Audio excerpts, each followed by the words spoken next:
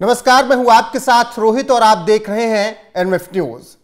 पिछले महीने की 17 तारीख थी। 17 मार्च को एक वीडियो कर्नाटक से वायरल हुआ और इस वीडियो में एक दुकानदार की पिटाई कुछ लड़कों ने कर दी। जब जांच हुई तो पता चला कि कुछ मुस्लिम लड़के थे और कुछ उसके साथी थे। पिटाई इस बात पर ही हुई क्योंकि नमाज के वक्त मुकेश ने हनुमान चालीसा बजा दी थी।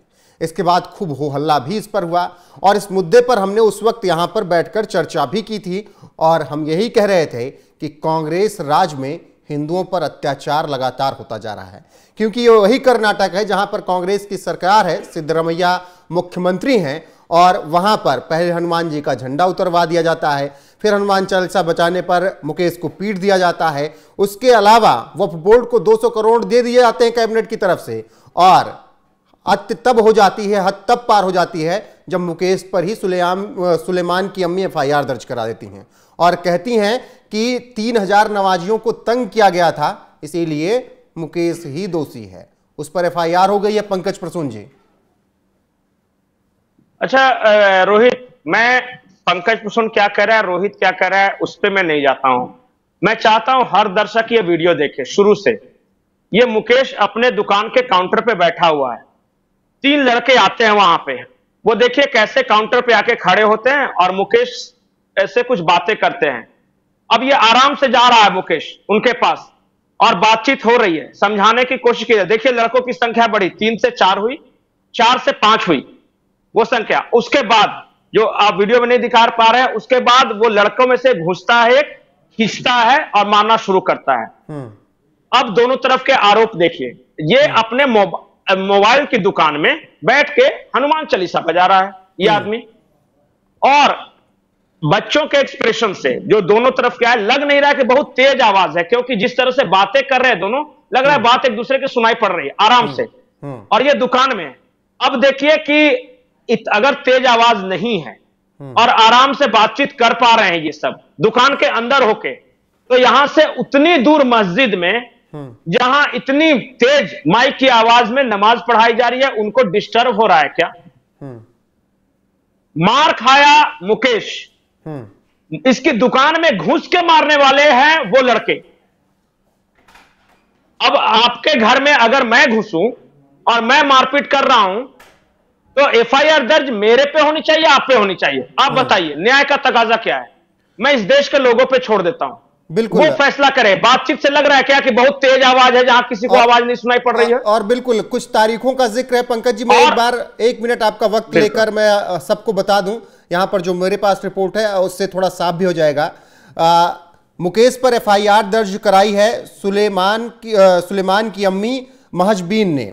उन्होंने एफआईआर दर्ज करवाई और उसमें कहा गया कि मुकेश पर तेज आवाज में म्यूजिक बजाकर नमाजियों को तंग किया गया और उसे उस वक्त समझाने की कोशिश की गई, लेकिन फिर वो समझा नहीं और मारपीट का आरोप भी उसी पर लगा दिया गया।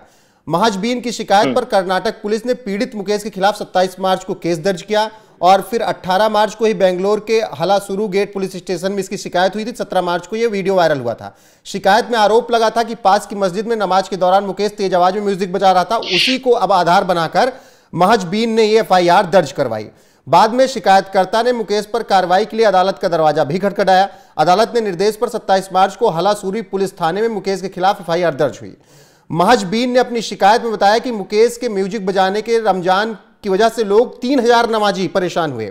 अब सुनिए, मुकेश पर एफआईआर आईपीसी की धारा 323 चोट पहुंचाना, 504 शांति भंग करने के इरादे से जानबूझकर विवाद करना और 506 धमकी देने के तहत ये आईपीसी की धारा में एफआईआर दर्ज हुई। पुलिस ने अभी तक फिलहाल मुकेश पर कोई कार्रवाई नहीं की, उसे पूछताछ के लिए थाने नहीं बुलाया गया। एक पुलिस अधिकारी ने बताया कि मुकेश की एफआईआर में आरोपित सुलेमान, शाहनवाज, रोहित, दानिश, तरुणा और अन्य लोग कुछ दिनों पहले ही जमानत पर छूट आए। फिलहाल पुलिस महजबीन की शिकायत पर जांच कर रही है। तो अब सोचिए, जिन्होंने मारा था वो छूट गए सर? नहीं, मैं बताता हूं। 3000 नमाजियों को परेशानी हुई, लेकिन इसके दुकान पे आए यही 3-4 लफंगे लड़के। इनमें से कोई किसी के ड्रेस को देख के लग रहा है क्या कि ये नमाज पढ़ के सब आ रहे हैं? एक भी नमाजी टाइप का है वो जो कुर्ता पैजामा या टोपी वगैरह पहनते हैं। उनमें से कोई बुजुर्ग नजर आ रहा है? बुजुर्ग नजर आ रहा है? कोई ऐसा लग रहा है कि समझाने वाला ये है? ये मोहल्ले के 3-4 लफंगे लड़के दिख रहे हैं। इनको ही परेशानी है और इस्लाम का ठेका इन्हीं लड़कों के हिस्से है, क्योंकि उस मोहल्ले में 3000 लोग में से बहुत तरह के लोग होंगे, उनमें से कोई नहीं आया।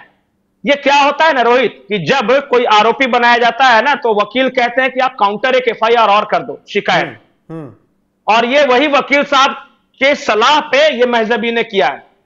और हुआ क्या, वो इसके यहां आए हैं, ये कहीं नहीं गया है, इसके दुकान में वो सब आए हैं, पंकज जी, इसके दुकान में घुस के मारपीट हुई है, जमानत उनको मिल गई। पंकज जी मैं वही कह रहा हूं, IPC की धारा 506 धमकी देना, उधर है 5-7 लोग, इधर वो अकेले, धमकी ये देगा मुकेश? ये अकेला बच्चा 5-7 आदमी को धमकी दे रहा है, और वो सब बेचारे हिंसा के दुकान पे बुला धमकी को बर्दाश्त कर रहे हैं, अपनी दुकान पे बुला के। अपने, बिल्कुल, ये अपनी दुकान पे काउंटर पे बैठा हुआ है, इसने एक पता नहीं रडार से सिग्नल भेजा, वो 5 लोग आए इनकी दुकान पे, और ये आराम से टहलते हुए जाके उनको धमकी दे रहा है। देखिए पोस्टरिंग, देखिए वो कौन धमकी दे रहा है, समझ में आया, कॉलर कौन पकड़ रहा है, सब कुछ समझ में आ रहा है इस वीडियो से। लेकिन कर्नाटका की पुलिस है, कांग्रेस की सरकार है, कुछ भी करेंगे, क्या उखाड़ लोगे। साफ साफ हिंदुओं को संदेश है कि भैया रहना है तो उनके अनुसार रहो। अगर मुस्लिम मोहल्ले में आपकी दुकान है तो हनुमान चालीसा नहीं बजा सकते। नहीं, हनुमान चालीसा चलिए नहीं, क्योंकि धार्मिक भावनाएं सिर्फ उनकी है, धार्मिक भावनाएं उनकी है, मुकेश की कोई धार्मिक भावना नहीं है। झंडा भी तो नहीं लगा सकते ना। हाँ, और वो झंडा कब का, सदियों से लगता आ रहा है वो झंडा, ऐसा नहीं है कि आज किसी ने लगा दिया है। इस 50, 60, 70 साल में किसी को समस्या नहीं हुई, अब आई है कांग्रेस की सरकार तो अब नई समस्या शुरू हुई है हनुमान जी के झंडे से। उनको समस्या वहां नहीं है 200 करोड़। अब मैं बताता हूं, एक और महत्वपूर्ण बात बता रहा हूं, उनको वो बोर्ड को 200 करोड़ देने की समस्या नहीं है। नहीं, मैं बता रहा हूं, इनके पास खजाना खाली है।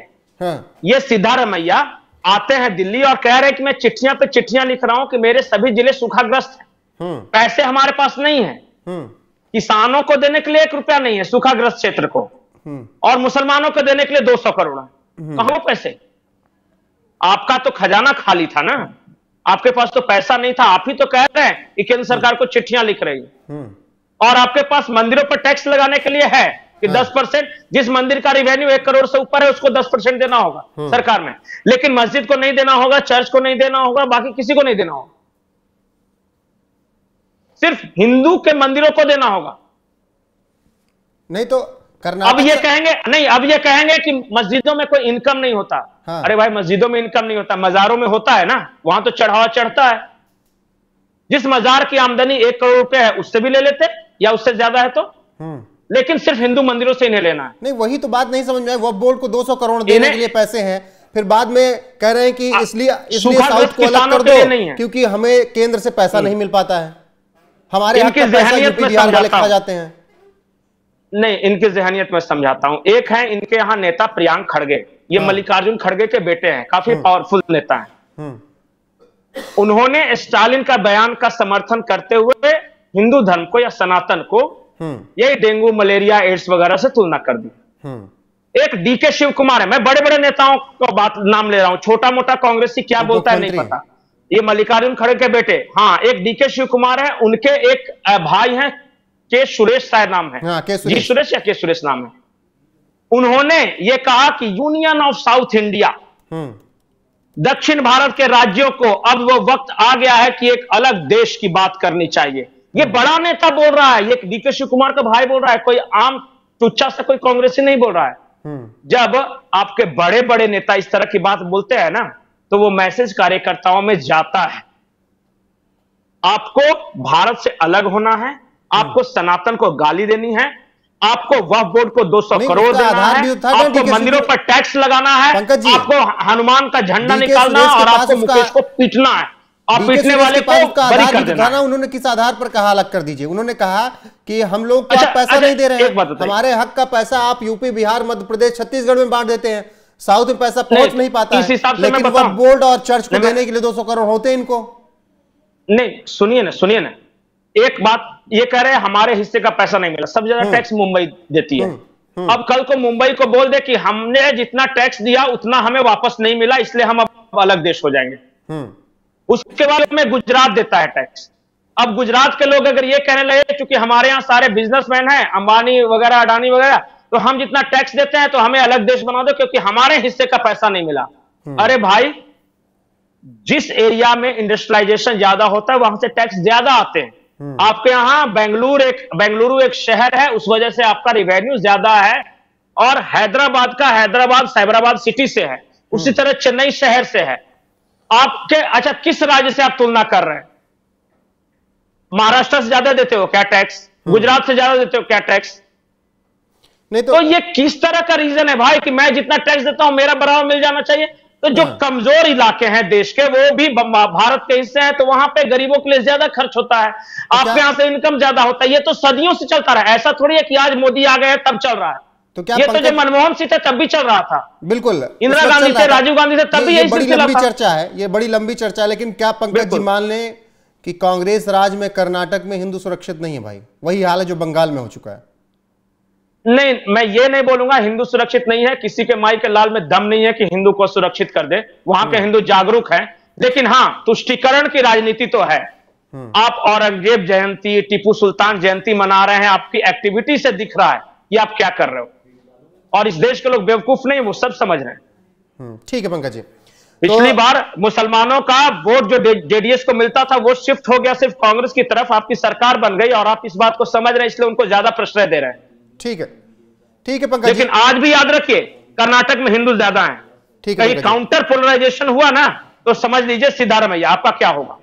बिल्कुल, जिस तरीके से पंकज जी ने समझाया कि इस वीडियो जो वायरल हुआ था 17 मार्च 2024 को, उसमें क्या कुछ हुआ, किस तरीके से जिस मुकेश को मार पड़ी थी हनुमान चालीसा बजाने पर, जिसे मारा गया था, उसी पर अब एफआईआर दर्ज करा दी गई है। क्यों कराई गई, पंकज जी ने बहुत बखूबी समझाया। मैंने आपको बताया आईपीसी की किस किस धारा में रिपोर्ट दर्ज कराई गई है, एफआईआर दर्ज कराई गई है। फिलहाल अभी पुलिस ने एक्शन नहीं लिया है, देखते हैं कि आगे क्या कुछ कर्नाटक पुलिस करती है, क्योंकि बहुत सोच समझकर इस वक्त कर्नाटक में सरकार काम कर रही है। उस पर हमने हर एक मुद्दे पर चर्चा की, चाहे वो हनुमान जी के मंदिर से झंडा उतरवाना हो, हनुमान चालीसा पर चाहे इस तरीके का माहौल बनवाना हो, 200 करोड़ चाहे वो बोर्ड को बांट देना हो, या फिर साउथ को अलग करने की मांग कर लेनी हो। तो आगे जो अपडेट इस खबर पर आएगी वो आप तक जरूर पहुंचाएंगे। पंकज जी हमारे साथ जुड़ने के लिए बहुत बहुत शुक्रिया। दर्शकों का विशेष आभार। इस खबर पर दर्शकों की राय क्या है कमेंट करके जरूर बताइएगा। एनएफ न्यूज पर बने रहिए और आपको लगातार यहां पर खबरें मिलती रहेंगी। नमस्कार।